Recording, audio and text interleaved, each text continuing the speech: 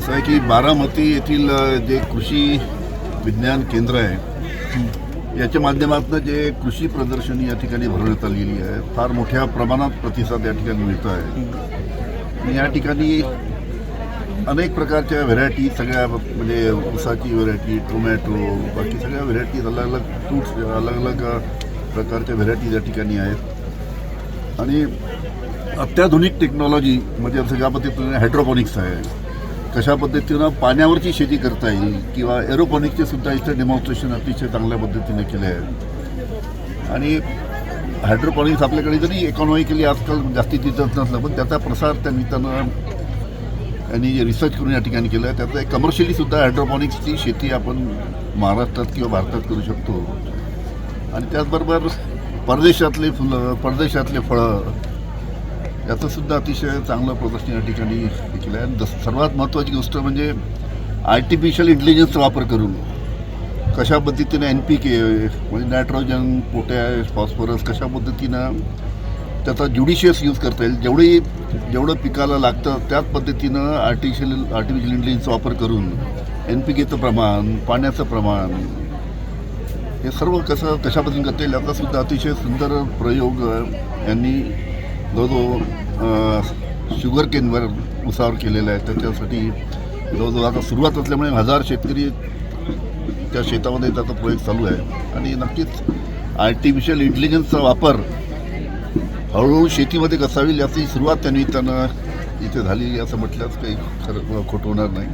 आणि अतिशय सुंदर एक्झिबिशन आहे, मोठ्या प्रमाणात. म्हणजे आमच्या विदर्भातून सुद्धा अनेक युवक शेतकरीसुद्धा या ठिकाणी, विदर्भ आहे, मराठवाडा आहे, संपूर्ण महाराष्ट्रातनं त्यांनी पाहिलं की युवक मोठ्या प्रमाणात एक्झिबिशन पाहण्यासाठी इथे बारामतीला आलेले आहेत.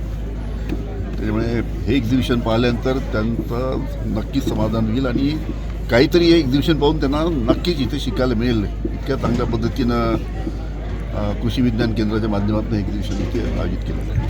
भविष्यातली शेती कशी असेल किंवा आर्टिफिशियल इंटेलिजन्सचा वापर करावा लागेल, कशा पद्धतीने आपण याचा प्रसार आपल्या मतदारसंघात किंवा आपल्या भागात करणार आहात आणि एकंदरीत शेतकऱ्यांना काय आव्हान करतात? आता इथे आमच्या भागामध्ये, विदर्भामध्ये कापूस मोठ्या प्रमाणात होतो. आणि आजकाल तुम्हाला माहीत आहे की लेबर मिळत नाही, कापूस वेचायला बाहेर मिळत नाही. एका किलोला 15 रुपये खर्च येतो, 15 रुपये किलोला खर्च त्या निमित्ताने होतो. इथे अत्याधुनिक अशी मशीन दाखवली आहे की कॉटन पिकिंग मशीन.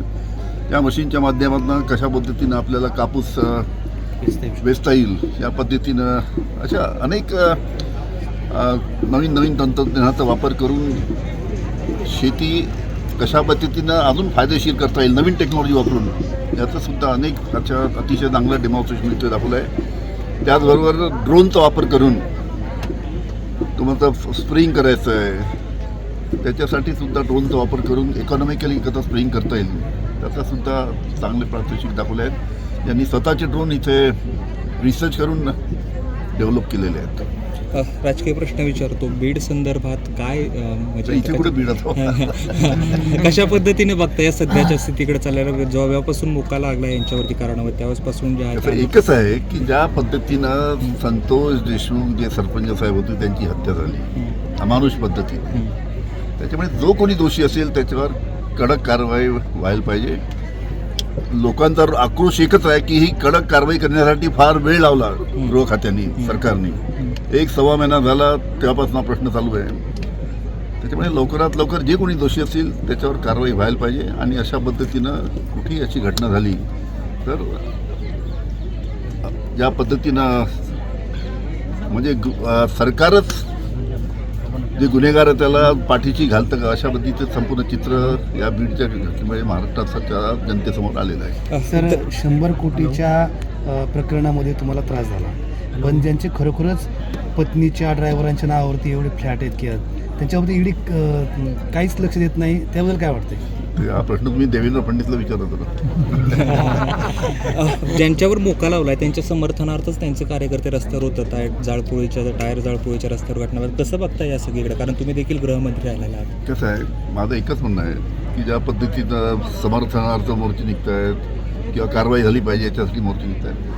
पोलिसांनी की जे काय तुमचं SIT बसवलेली आहे किंवा CID तपास करते आहे, त्यांनी जो कोणी दोषी असेल त्याच्यावर लवकरात लवकर कारवाई केली पाहिजे जेणेकरून जनतेचं समाधान होईल.